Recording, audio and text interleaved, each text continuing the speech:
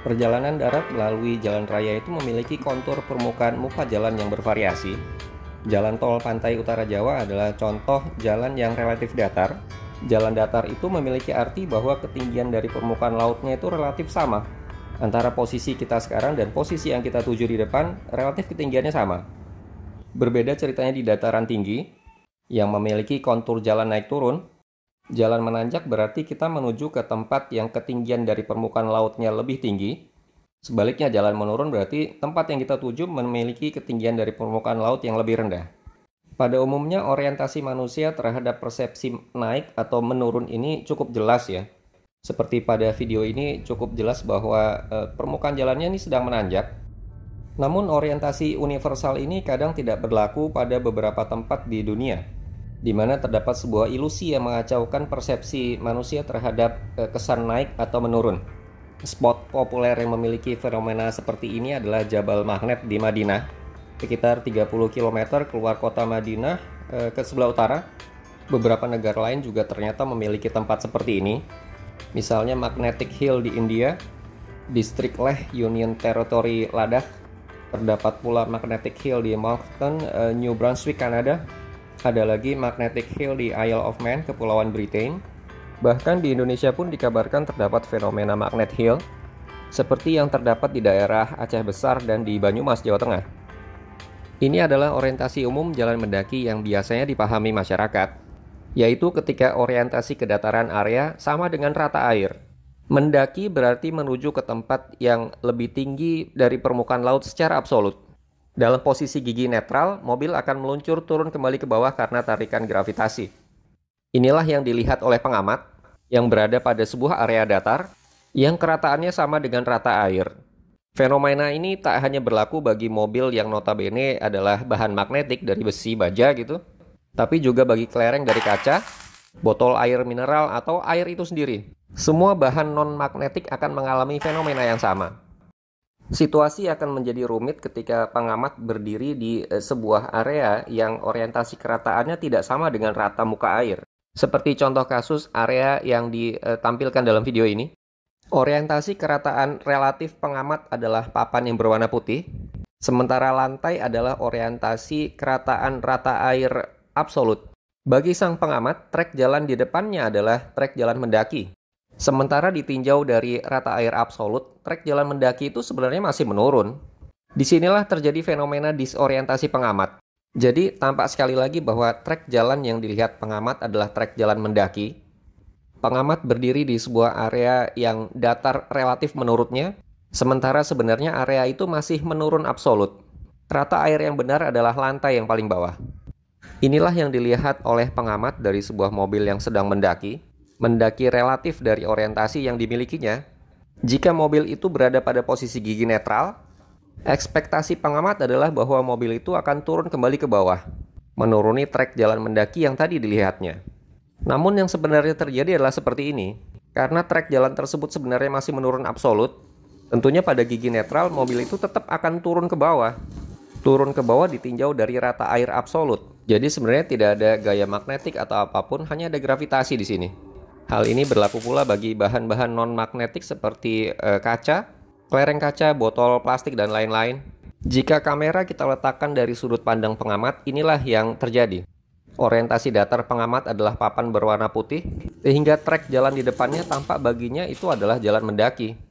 Jika mobil diposisikan pada gigi netral, maka mobil itu terus akan naik ke atas. Tentu ini menakjubkan baginya. Sekali lagi bahwa ekspektasi sang pengamat, saat mobil dalam posisi gigi netral, mobil kembali akan mundur ke bawah. Karena baginya mundur adalah jalan arah menurun. Sedangkan dalam persepsinya bahwa mobil itu justru naik ke atas. Sulit diterima akal sehat tentunya. Jika kita berada di jalan yang dipersepsi mendaki itu, kurang lebih yang kita lihat adalah seperti ini. Tampak pada posisi gigi netral, mobil tersebut justru meluncur terus ke atas. Di sini tidak ada gaya magnet yang berperan. Sekali lagi hanya gravitasi, dipadu dengan ilusi optik, akibat kontur jalan yang spesifik tersebut. Derajat kemiringan area juga berperan.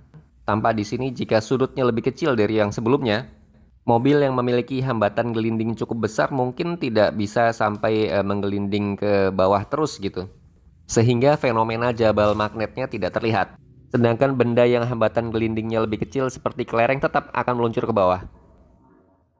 Mengenai bagaimana gaya gravitasi itu dapat menarik mobil ke bawah adalah seperti diagram berikut. Jalan tersebut memiliki sudut kemiringan alfa. Terlihat bahwa gaya gravitasi menarik mobil ke arah belakang atau ke arah bawah. Semakin besar sudut kemiringan jalan, maka semakin besar pula gaya gravitasi itu akan menarik mobil ke bawah. Agar mobil dapat menanjak pada jalan mendaki seperti ini, diperlukan mesin sebagai pendorongnya.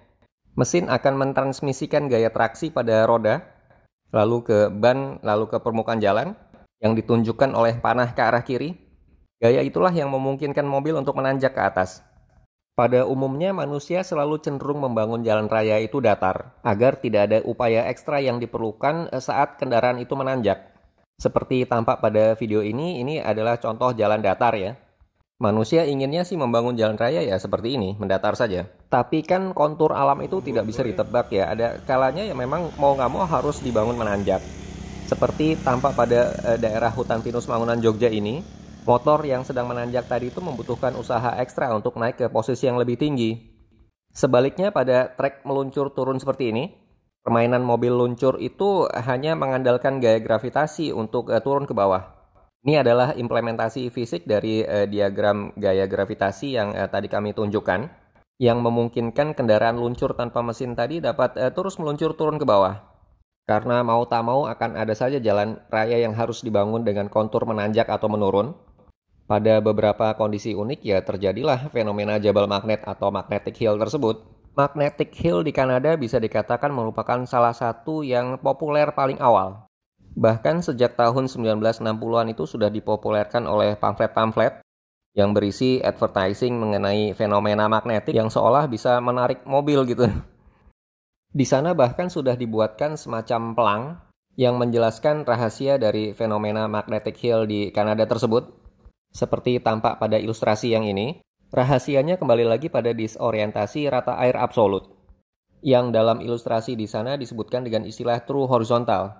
Bisa jadi dulu memang masyarakat benar-benar berpendapat bahwa terjadi fenomena magnetik di jabal magnet atau magnetic hill seperti ini. Namun seharusnya saat ini masyarakat sudah aware dan mengetahui apa rahasia di balik fenomena tersebut.